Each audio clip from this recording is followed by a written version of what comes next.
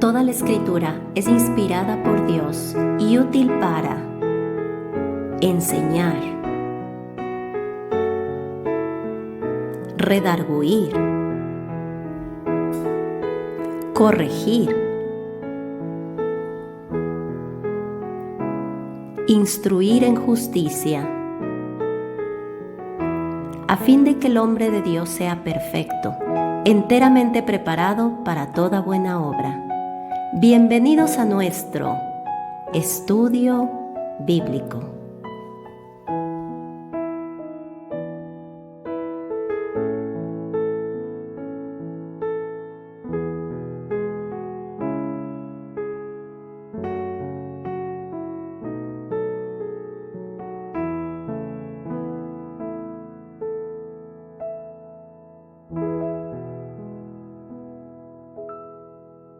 Lo que vimos hasta ahora es la relación del creyente con Cristo.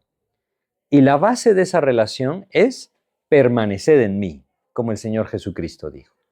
Ahora vamos a ver que permanecer en Cristo también trae otro resultado. ¿Qué resultado trae?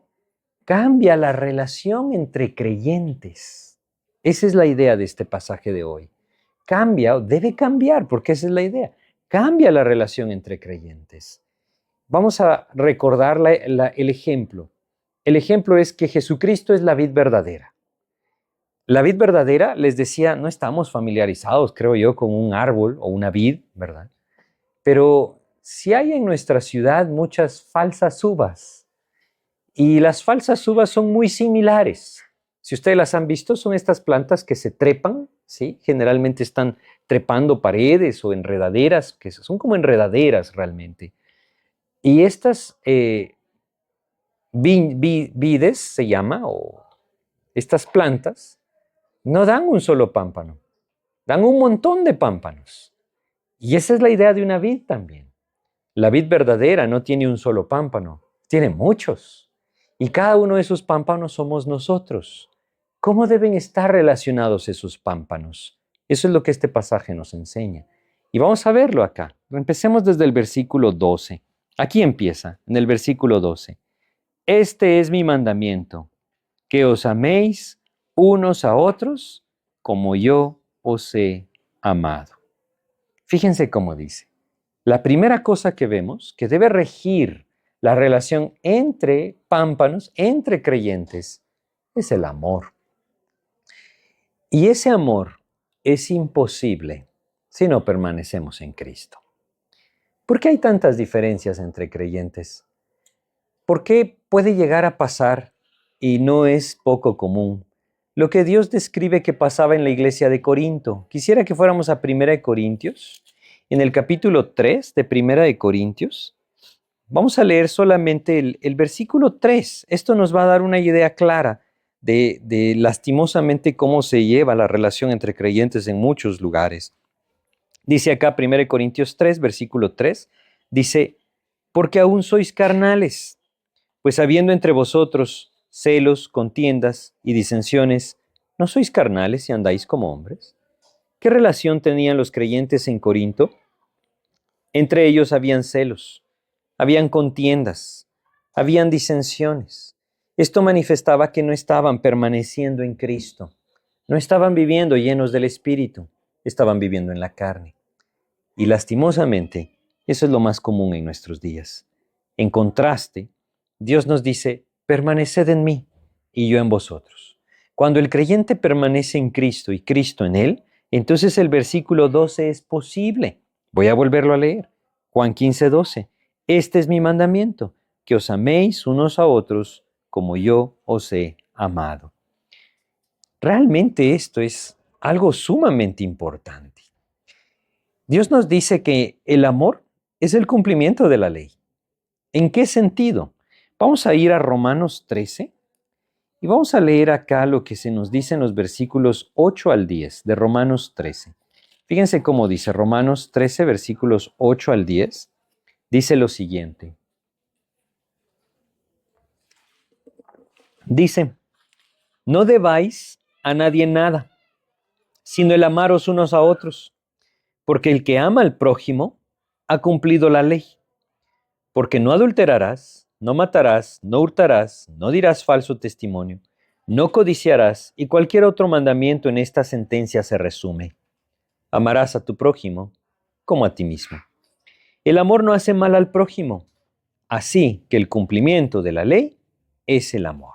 ¿Por qué? Es bien sencilla la idea. Si yo amo a alguien, no lo voy a engañar, ¿verdad? Entonces es mentira que lo amo. Si yo amo a alguien, no me voy a aprovechar de él. O como dice acá, no voy a codiciar aquello que tiene. Porque entonces no le amaría. El amor es el cumplimiento de la ley. Pero el verdadero amor no es un sentimiento. ¿Por qué nos cuesta tanto entender? Y hay veces que uno piensa, tengo que amarle. No, es que yo no puedo producir esto. Primero que todo debo entender que si no permanezco en Cristo, eso va a ser imposible. Pero también debo entender que tenemos muchas veces una idea equivocada de lo que es el amor. El amor no es un sentimiento, es una decisión realmente. Una decisión de darme, de entregar mi vida. Él nos pone un ejemplo acá. Regresemos a Juan 15:12. Este es mi mandamiento, que os améis unos a otros. Y entonces dice, como yo os he amado. Él es nuestro ejemplo. Jesucristo es nuestro ejemplo. Y pensemos cada uno de nosotros, ¿cómo nos amó el Señor? Es decir, ¿cuándo nos amó el Señor? Pues vamos a leer un versículo que está en Oseas capítulo 14. Está en el Antiguo Testamento, Daniel, Oseas, Amós. No es tan pequeño Oseas, después de Daniel está Oseas. Oseas capítulo 14, versículo 4, nos da una clara idea de cómo es el amor del Señor. Dice Oseas 14, 4, yo sanaré su rebelión, los amaré de pura gracia. Fíjense lo que dice. Los amaré de pura gracia. ¿Saben qué es gracia? Gracia, la definición más sencilla que podemos dar es un favor inmerecido. No se lo merece, pero por gracia yo le voy a amar, ¿verdad? El mundo no nos enseña ese tipo de amor. El mundo nos enseña un amor que se merece, digamos. Si no te ama, ¿por qué le amarás? Eso nos enseña el mundo. Cristo nos enseña algo distinto. Ningún incrédulo le amaba a Jesús, ¿verdad? No podía amarle, porque estaba muerto espiritualmente. Pero aún así, Cristo dio su vida por el incrédulo. Ninguno de nosotros le podía amar a Jesús antes de venir a Cristo.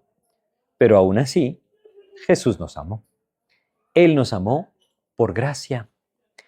No esperemos que los creyentes que nos rodean se merezcan ser amados.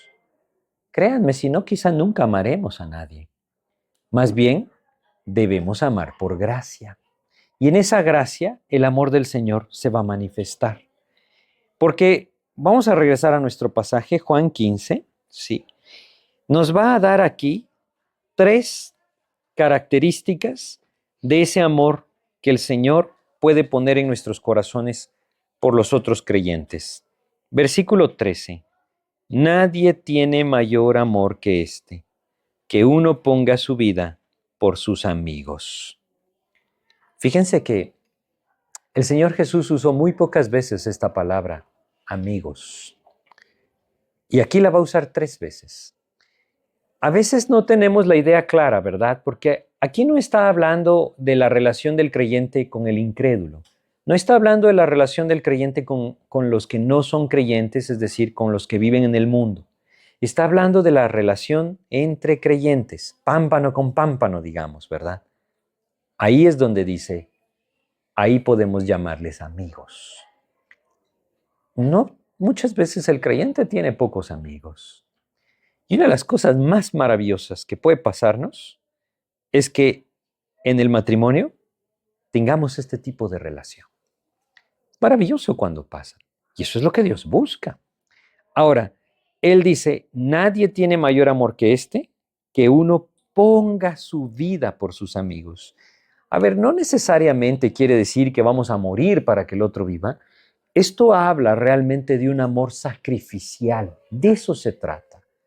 Y vamos a leer un ejemplo de qué se trata esto, del amor sacrificial, y lo vamos a leer en Hechos, en la vida del apóstol Pablo, en el capítulo 20 de Hechos. Es un pasaje muy bonito, porque nos habla de un discurso que el apóstol Pablo dio en su despedida, digamos, de los creyentes de Éfeso. Hechos capítulo 20. Vamos a leer acá varios versículos, ¿sí? Pero empecemos desde el versículo 19, leamos el 19 hasta el 21. Y luego vamos a ir un poco más adelante. Fíjense cómo dice: sirviendo al Señor con toda humildad y con muchas lágrimas y pruebas que me han venido por las acechanzas de los judíos. Y como nada que fuese útil he rehuido de anunciaros y enseñaros públicamente y por las casas, testificando a judíos y a gentiles acerca del arrepentimiento para con Dios y de la fe en nuestro Señor Jesucristo. Esto que estamos leyendo es un fruto del amor del Señor en la vida de este hombre. Y él dice: yo he dedicado mi vida a ganarlos para Cristo. Pero no solamente esto, quiero que vayamos un poco más adelante y vamos a leer acá en el versículo 31. Dice: por tanto, velad, acordándoos que por 3 años, de noche y de día, no he cesado de amonestar con lágrimas a cada uno. Esto lo estamos viendo solo como un ejemplo. Este es un amor sacrificial. ¿Qué necesidad tenía Pablo de tener que estar detrás de los creyentes? El Imperio Romano era gigante. Él había fundado muchísimas iglesias. ¿Por qué no moverse de ahí? Porque les amaba. Y ese amor le llevaba a él a darse, a entregarse. No sacó nada de aquí, más que servir al Señor. Ese amor sacrificial, obviamente nuestro mayor ejemplo es Jesucristo, que se entregó por nosotros. Y nosotros debemos entender que ese es el amor que Dios anhela despertar entre sus hijos, entre los creyentes, que nos demos en amor unos por otros, que estimemos a los demás como superiores a nosotros mismos, dice Filipenses 2, ¿verdad? Esa es la idea, que podamos velar antes por el bien de aquel que amamos, incluso que nuestro propio bien. Esto parece una locura para el mundo, y quizá para alguno de nosotros. Por eso es que es imposible si no permanecemos en Cristo. Pero si permanecemos en Cristo, Dios puede despertar ese tipo de amor, un amor sacrificial. Ese es el ejemplo del amor de Cristo. Pero hay otra cosa que nos describe Juan 15. No solamente habla de un amor sacrificial, quiere decir un amor que se entrega, sino que también dice el versículo 14. Vamos a leer el versículo 14. Dice: vosotros sois mis amigos. Aquí está otra vez esa palabra, ¿verdad? Y la palabra amigos, no existe la palabra amigos en griego en el sentido de que nosotros la usamos, ¿no? Es un amigo. No, esa palabra es la palabra griega phileos, de donde sale el amor filial. De eso se trata. El amor filial es el amor entre semejantes, digamos. De ahí viene esa palabra. No solamente es cualquier persona, es alguien a quien yo amo, a quien aprecio, y que Dios me está llamando a amar con el amor del Señor. Entonces Él dice: vosotros sois mis amigos si hacéis lo que yo os mando. Aquí tenemos un principio que está implícito. No puede haber otra cosa dentro de 2 creyentes que se aman sino un mismo sentir. Cuando amamos a los creyentes, cuando amamos a Cristo primero, entonces vamos a amar a los creyentes en un mismo sentir. Quisiera ponerles un ejemplo también. Vamos a Filipenses, en el capítulo 3 de Filipenses. Filipenses, capítulo 3. Vamos a leer acá. Es capítulo 2, me equivoqué. Es capítulo 2. Versículos 19 hasta el 22. Filipenses 2, 19 al 22. Estamos hablando de un ejemplo de cómo el amor entre creyentes los lleva a estar en el mismo sentir, ¿verdad? Si permanezco en Cristo, Él va a producir ese amor en mi corazón y me va a llevar a amar a los creyentes y a estar en el mismo sentir que los creyentes. Ahora, si yo estoy viviendo en mi pecado, no estoy permaneciendo en Cristo. Y al vivir en mi pecado, no voy a estar en el mismo sentir con los otros creyentes. Es la idea bien sencilla, ¿verdad? Leamos acá, Filipenses 2, 19 al 22. Es el apóstol Pablo el que está escribiendo y dice, espero en el Señor Jesús enviaros pronto a Timoteo, para que yo también esté de buen ánimo al saber de vuestro estado. Y fíjense lo que dice de Timoteo, pues a ninguno tengo del mismo ánimo, y que tan sinceramente se interese por vosotros, porque todos buscan lo suyo propio, no lo que es de Cristo Jesús. Pero ya conocéis los méritos de él, que como hijo a padre ha servido conmigo en el Evangelio. Es un pasaje hermoso. El apóstol Pablo está diciendo, Timoteo tiene el mismo sentir que yo. No sé si lo vieron, pero en el versículo 20 dice, pero a ninguno tengo del mismo ánimo. Esta frase, del mismo ánimo, es una frase que podría traducirse con la misma mente. A eso nos referimos cuando decimos el mismo sentir. La misma mente, los mismos intereses, las mismas prioridades. Pensamos similar, dice Pablo. Procuramos lo mismo, caminamos en la misma senda. Qué difícil es, ¿verdad?, para los creyentes caminar en ese mismo sentir. ¿Por qué? Porque no nos afinamos con Cristo. Esa es la realidad. Cada uno quiere ir por el camino que quiere, pero no se trata de convencer a que anden en mi camino. Se trata de seguir a Jesús. Si seguimos a Jesús, vamos a caminar en la misma senda. Si no seguimos a Jesús, sino cada uno sigue sus propios pensamientos, no hay amor, porque no estamos permaneciendo en Cristo. Y por lo tanto, nunca va a haber el mismo sentir. El mismo sentir viene cuando yo permanezco en Cristo, Él despierta ese amor y transforma mi mente conforme a su voluntad. Ahí vamos a pensar igual. No quiere decir que nos vamos a hacer iguales, pero que vamos a tener la misma mente, no la nuestra, la de Cristo. Pablo dice de Timoteo, a ninguno tengo del mismo sentir.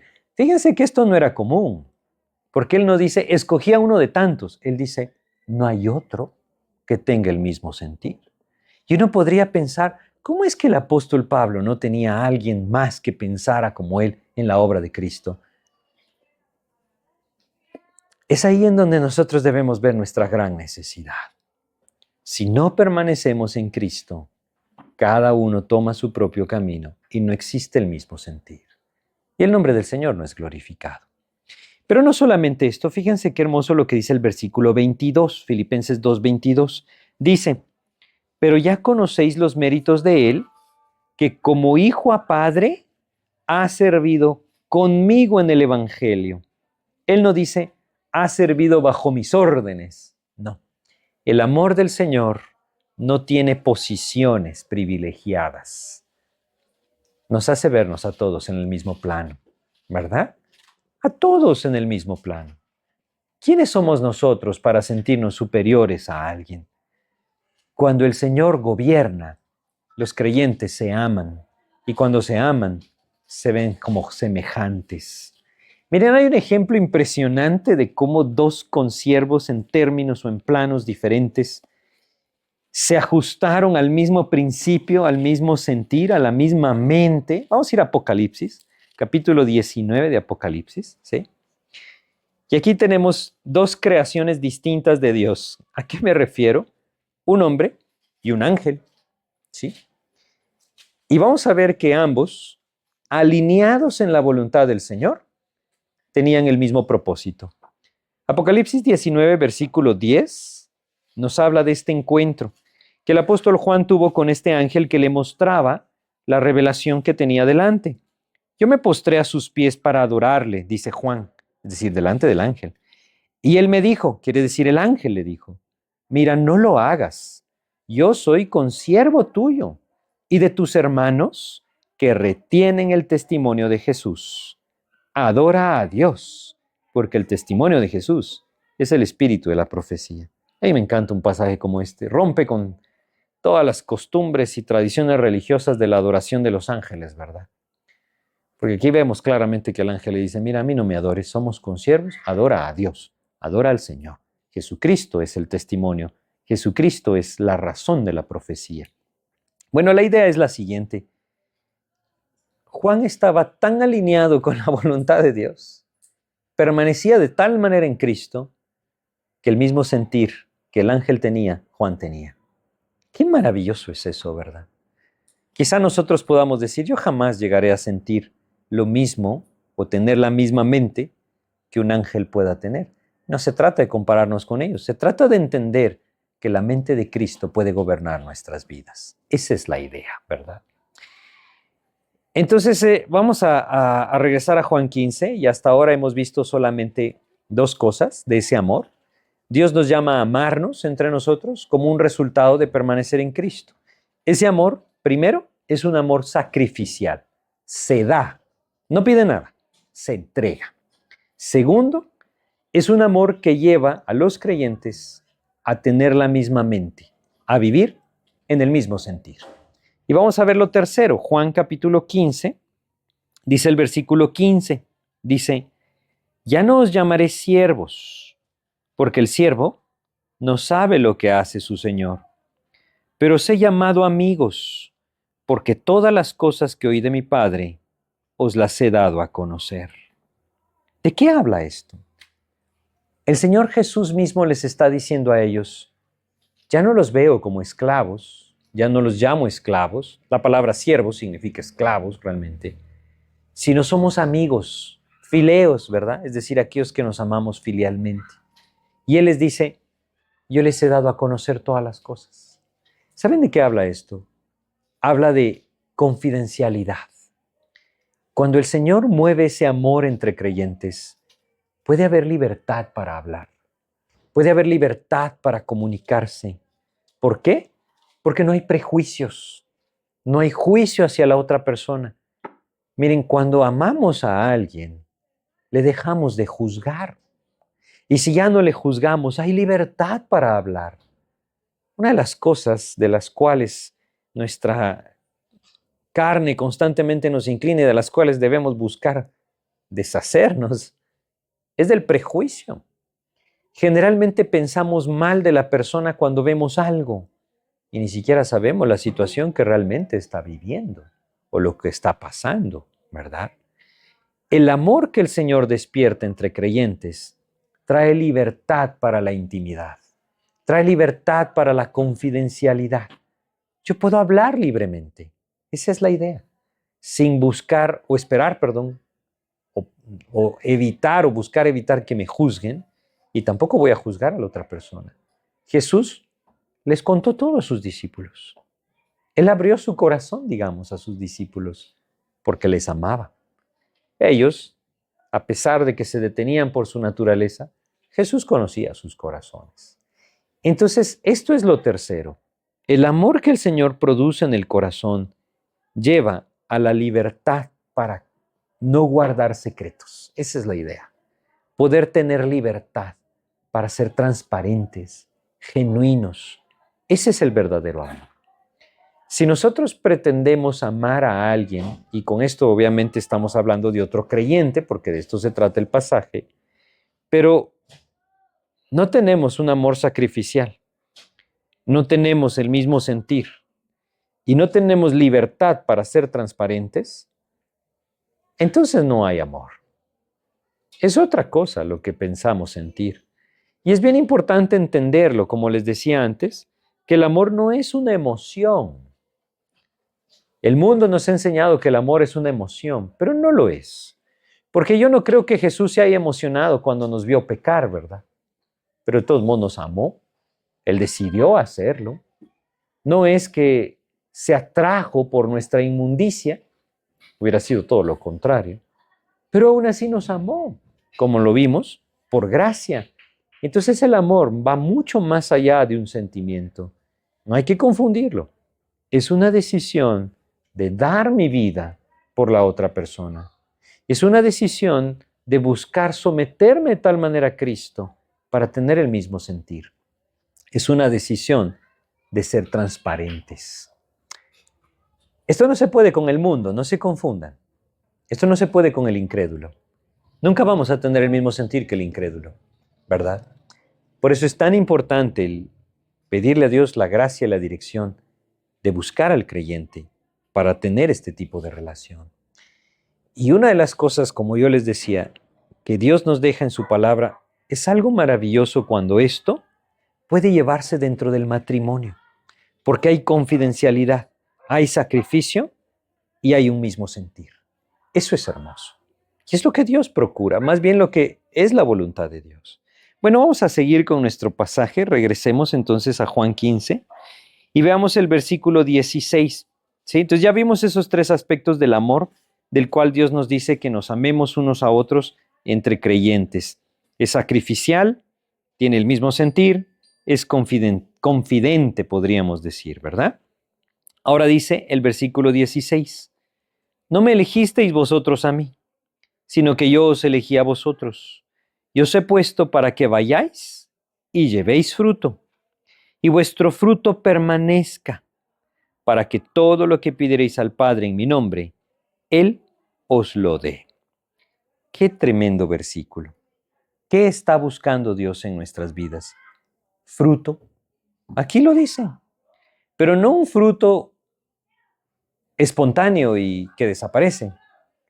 Fruto permanente. En nuestro último estudio hablamos del testimonio de Cristo hacia otras personas. Esta es la manera, con un fruto permanente. Una vida cambiante no puede dar un testimonio verdadero del Señor. Es una vida que permanece en Cristo, que va a despertar un testimonio del Señor en su vida. Por eso dice, fruto que permanece. Pero hay algo antes que es muy importante. El Señor le dijo a sus discípulos, no me elegisteis vosotros a mí, sino que yo os elegí a vosotros. ¿Qué hay de nosotros? Miren, yo quisiera que lo viéramos de una forma tan sencilla. Se habla tanto de la elección en nuestros días, pero es tan sencillo. ¿Estamos en Cristo? Somos sus elegidos. Y si alguno no está en Cristo y anhela ser de sus elegidos, debe venir a Cristo. ¿Hay algo que le detiene? Solamente su falta de decisión de venir a Cristo. Entonces debemos entenderlo así. ¿Quiere decir esto que nosotros venimos voluntariamente? No, el Señor nos trajo. Son cosas que la Biblia enseña y que muchas veces no podremos conciliar, es la palabra. La idea es bien sencilla. Estoy en Cristo, soy un elegido del Señor. Y como elegido del Señor, Él está buscando que en mi vida haya fruto. Un fruto que permanece.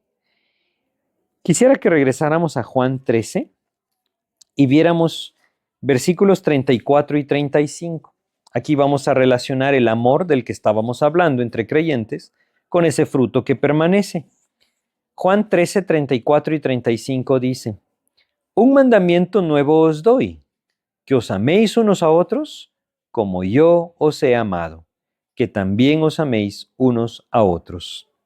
Y luego agrega, en esto conocerán todos que sois mis discípulos, si tuviereis amor los unos con los otros. Esa es la idea. Una vida de fruto nos va a llevar a una vida de amor.